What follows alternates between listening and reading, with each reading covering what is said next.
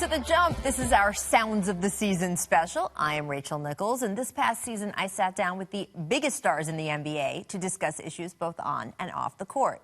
Now, if there's one thing that separates this league from other professional sports, it's personality. And what better place to begin than with the league MVP, Mr. Russell Westbrook. He spent this past season doing something that has not been done in 50 years, average a triple-double.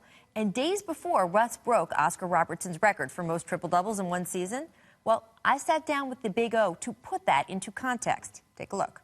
Westbrook sees a seam. Westbrook shows from the basketball, goes to the rim, and sticks the dagger. What has it been like for you to watch Russell Westbrook this season? I think he's a great athlete. I mean, he's tenacious. He's so quick up and down the floor. I just hope he doesn't wear out. Defenses are going to start doing certain things to him. You know, they may push him. They may run into him and try to get him upset. The kid is outstanding, to be honest. I mean, it's really outstanding. I think he's done a lot for basketball this year. If he does pull off a triple-double for the season and you're not the only one anymore, what will you think of that? I'll congratulate him. I think it's wonderful. I didn't know I had the record, to be honest. So this is where I am with it. My game is behind me. Whatever I did in those days is fine. This is the new age. People want to see great stars play. They want to see guys get triple-doubles and shoot three-point shots, and they want highlights. Russ is also a candidate for the MVP award, but different voters have different ideas about how important what he is doing is. Well, I mean, for what he's done, I think he deserves it. But there are other candidates as well. And, you know, years ago when I played, the MVP came from the team that won, no matter what you did. Now, Russell's historic season earned him MVP honors, but it was one of the closest races in recent memory. That's because James Harden, along with coach Mike D'Antoni, performed an extreme makeover of the Rockets. They turned into one of the most explosive teams in the league. I spoke to Harden just at the beginning of that experiment, and he talked so candidly about repairing his image after being left off all three All-NBA teams the previous season. You had a great quote about team chemistry. You said, to build something I haven't had since I've been here, everyone on the same page, everyone in the same boat. Why do you think you haven't had everyone in the same boat in past seasons? I don't know. But you know, I keep going back to last year because it was so frustrating, you know, for myself and then for our organization. So we don't want that to repeat. And you know, this is I got to do things that I haven't done as a leader. You know, go out and get out of my character zone a little bit. And you know, I'm willing to sacrifice for the sake of the team, for the sake of whoever, you know, for us to be successful. All right, so let's talk about that. You said you looked in the mirror. You didn't like everything that you saw. What didn't you like? You know, my performance consistently. You know, it was you know, whether it's offensively, whether it's defensively. His defense has been embarrassing. If you're going to take a knock at Harden, that's one of the knocks. He just lost his man for a layup. That can't happen. I mean, there were multiple times that it would just look like someone was walking by you. What was happening there? Just not focused, not focused, and you know, a lot of distractions. You know, but once again, I had a lot on my plate, which I don't think anybody else in the NBA has on their plate, as far as minutes being played, the load, just all that. So that goes into a factor, which is no excuse, but hey, look in the mirror, you got to be better, and then you got to come back more focused. You're going to have even more on your plate maybe this season because this is your team. You signed that contract extension. Mm-hmm. Dwight is gone. How do you want to manage things differently so you don't get yourself in that situation again? Yeah, just from top to bottom, we have something different. You know, players and the coaches holding each other accountable, listening, learning, teaching. So something we kind of lacked the last few years, and I'm excited about this journey. Dwight, when he left, was very open about things. He talked about the communication between you guys. Dwight said it wasn't as good as it needed to be to succeed. Do you agree with that? I agree. What do you think? Pretty accurate. I mean, I don't know if it was communication. It was just it didn't work. You know, it didn't work, and no pointing the fingers, no, none of that. It just didn't work. And in life, sometimes things just don't work out. You guys haven't played a game yet, and yet it seems like team chemistry is already better. You know, it kind of takes me back to where, you know, as a young guy in Oklahoma City, I mean, we hung out off the court, and that translated to on the court. You know, we were that much better. We knew each other, you know, and so that makes a team. Not bad from Harden. And after averaging 29 points and 11 assists in his first full season running point, he then, of course, took it upon himself to recruit Chris Paul to Houston. So next season, you're going to have two players who finished in the top 4 in assists per game sharing a backcourt. Must-see TV, indeed. Now, before we go to break, I want to show you a great piece our friends at NBA Countdown put together. This featured the third-place finisher to the league's MVP, stoic Kawhi Leonard. Enjoy.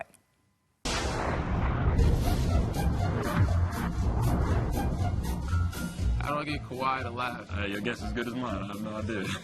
You cannot get Kawhi Leonard to laugh. Having Kawhi laugh is very hard. A job that I haven't mastered yet. I gotta work on my game. TV shows, funny movies, jokes, just like normal people. Here and there you can see a... Sounds of the season. I'm Rachel Nichols. The NBA has been at the forefront of social activism, thanks in large part to the tone set by Commissioner Adam Silver and the head of the NBA Players Association, Chris Paul. Now, earlier this season, Chris told me what inspires him to speak out and devotes just so much of his free time to uplifting the community. You're going to want to hear this. Take a listen. Why is it important to you to help, to make a difference here? You know, for me, when myself along with the other guys stepped forward at the ESPYs, it was as a man and more so as a father, in trying to bring awareness to the different issues that we're all facing and just be a voice. I actually posted a picture on my Instagram the night of the ESPYs because as I was sitting there when the ESPYs started, we have a photo stream with our kids and stuff like that, that me and my wife and our family received pictures. And when this picture came across of my son sitting there watching it, I got goosebumps. And I told my wife, I was like, this might be the most meaningful picture that I've probably ever seen, in that the things that we're facing now are things that our kids are gonna have to endure. LeBron James talked about that because he's got 2 sons and a daughter, and he said that knowing his oldest son is going to start driving in a few years and is going to get in a car and could get pulled over, and how young black men are seen in some parts of this country, he said it scares him. How do you feel about it? I definitely agree. I definitely agree. I know what it's like to be pulled over and to be nervous and not sure what to do and what to say or what to do. So it's a very uncomfortable feeling. And like Bron said, having kids, it really makes an impact. When did it happen to you? A couple years ago. Really? A couple years ago. So after your face was plastered all over America for years and years, still someone pulled you over and you felt nervous about the interaction? No question. Because at the end of the day, everyone doesn't know who you are. Right. You know, and at the same time, you know, I don't expect any preferential treatment or anything like that. You know, there's a difference though between preferential treatment and being scared of being hurt. Right. Those are there's a middle ground there. No question. You're exactly right. And things happened. It was an uncomfortable situation, but it happened. We saw Colin Kaepernick really push the national conversation with his protests of the national anthem and get a lot of people talking who weren't before. When you guys sat around and talked as a team about whether you wanted to continue and pick up those anthem protests or whether you wanted to move in a different direction? You know, the conversation is amazing. The different symbolism and things like that, they're amazing, but I'm more so of what can we do? I've charged my team, my family, everyone around me to figure out different ways that we can actually educate people and try to move in the right direction. And we've seen the teams themselves, the NBA as a league, really want to partner with the players to be active in doing something. What conversations have you guys had about how you guys together can sort of move communities forward? The thing that we have that a lot of other leagues don't have is that recognizable faces. You know, everyone in our league, if you go to a grocery store, you know them. I think for us is figuring out exactly what we need to do in these different communities and moving forward. Thank you, Chris. Now, during our Final Four weekend, our teammate here on The Jump, Tracy McGrady, was voted into the Naismith Basketball Hall of Fame class of 2017. We were given unprecedented access to document T-Mac's big weekend, thanks to our friends at the Hoop Hall.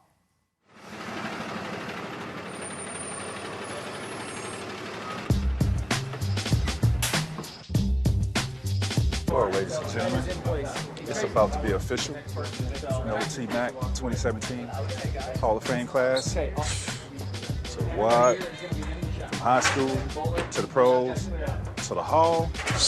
Our first Hall of Famer, as we introduce him to you now, is the great Tracy McGrady, a 7-time All-Star in the NBA, 2-time scoring champion, plays for us now, and was a transcendent player. Went right from high school into the NBA, and for a period of time in the league, he was absolutely unstoppable. With the Orlando Magic in 4 seasons, averaged 28 points per game.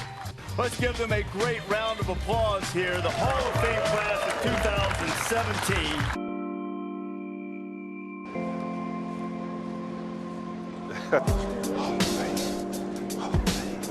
Just got to Utah and I got to my hotel room.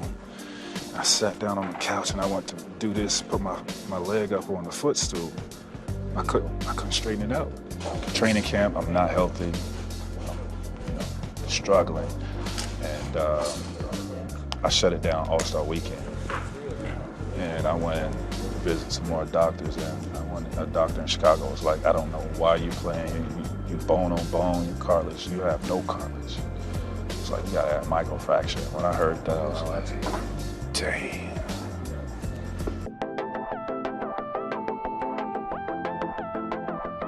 I did get emotional. I did start crying, I can tell you that. I never won a championship. I never had the opportunity to play for a championship, but this is my championship. This is everything that I wanted to play for with this game that I love.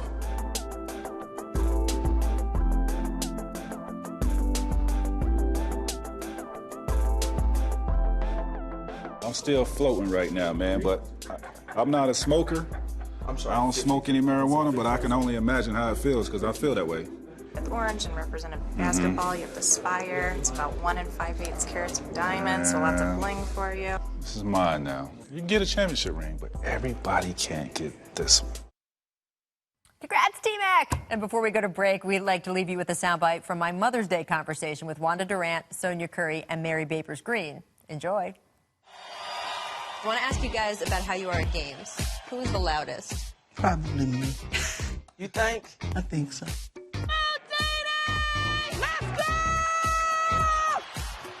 I think what people don't know about us is that we love the game. So we're very competitive, and we come to not only support our children, but to watch the games. Fires away. Wow! Another three from Curry. So for the first time ever, we got a trilogy in the NBA Finals. Cavs, Warriors, the three-peat. But just as impressive, LeBron was playing in his 7th straight finals, 8th overall. Now, he doesn't usually do sit-downs right before a finals, cone of silence type of thing. But he did this time to talk about just what this accomplishment meant to him. It's your 8th final in 10 years, 7th straight. They might as well just call this the LeBron Invitational now. But that's easy for me to say. You said the other day, it's not just that you did it, it's the way you did it. How come keeping it your way is so important to you? Because it's who I am. It's just playing the way I want to play throughout my career. No matter what was going on at the point where I was listening to the critics saying, well, you shouldn't have did this, you shouldn't have did that. I was still mature enough, even at a young age, to say, listen, this is the way you should play basketball. This is the way you was taught. It's okay to make the extra pass. It's okay to miss a shot. I've always stuck to my guns about that. But how did you do that? Because I know at the beginning, I know you internalized it a little bit. You weren't immune to it. You listened to it. Yeah. So how did you figure that out and then turn it off? I think it just all comes with just maturing and also just sticking to just being true to yourself. I think when you know yourself and you start to, say, okay, I know who I am. So I've talked about chasing Michael Jordan and that ghost. When you were sitting on the bench at the end of the Eastern Conference Finals and you got the towel over your head and Kyrie's yelling in your ear, what is going through your mind? Very emotional. I talk to a lot of my good friends all the time about where we come from. And we're not supposed to be here, and the things people have no idea, our upbringing and things of that nature. And for me to sit there in Boston, one of the greatest basketball franchises ever, and for me to stand alone atop being the greatest scorer in playoff history, passing my idol, it was just emotional.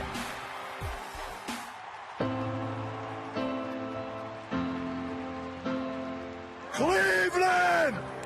This is for you! Oh! How is playing the Warriors kind of ending up being the defining thing of this stage of your career, this matchup? Because they're the best team in the world. They've assembled something here in Golden State that very few franchises have been able to do. And if you beat this team with its 2 MVPs and 2 other All-Stars and walk away with a ring, what will it say about you? It doesn't change nothing about me. Either way? Either way. I'm going to do whatever I got to do to help us try to get this victory and win this series, but the narration of me don't change. I'm still a champion. I'm still sacrificing everything that I needed to do for this franchise and for every franchise I play for. There's going to be people who will always discuss it, how we place him here, place him there, but at the end of the day, it doesn't change. It's going to be one hell of a challenge, one tough challenge going against these guys, and I just look forward to it.